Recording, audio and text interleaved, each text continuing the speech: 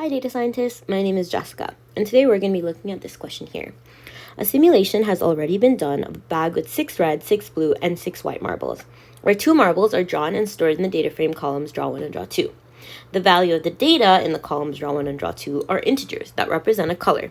Specifically, 1 to 6 is red, 7 to 12 is blue, and 13 to 18 is white.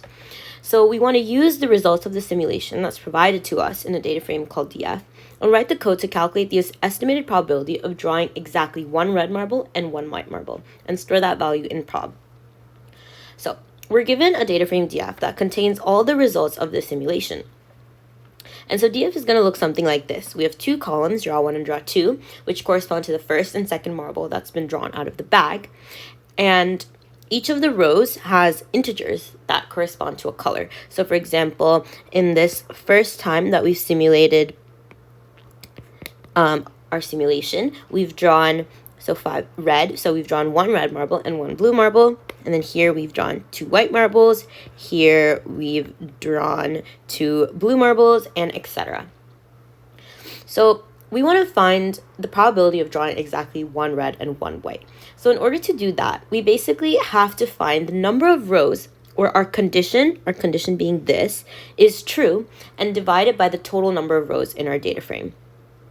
So our first step would be to first write a conditional to get only the rows where this conditional is true into a new data frame so that we can find the number of rows in that data frame and divide it by the length of our original data frame.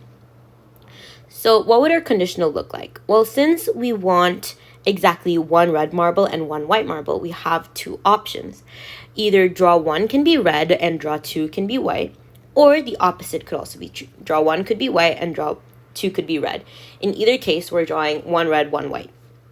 So in order to put that into code, our conditional would look something like this. It's a little long, so let's break it down.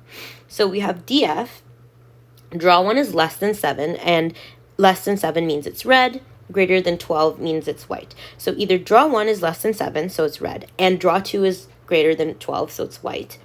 Or we have the opposite. Draw 1 is greater than 12, so it's white, and draw 2 is less than 7, so it would be red. So all the rows where that's true would be stored in our variable called df success. And now all we need to do to find the probability would be to find the length of df success, so we get the number of rows, and divide it by the length of our original data frame, df. And that would give us the probability of getting exactly 1 red, 1 white. So the code would look something like this. Yeah, thank you.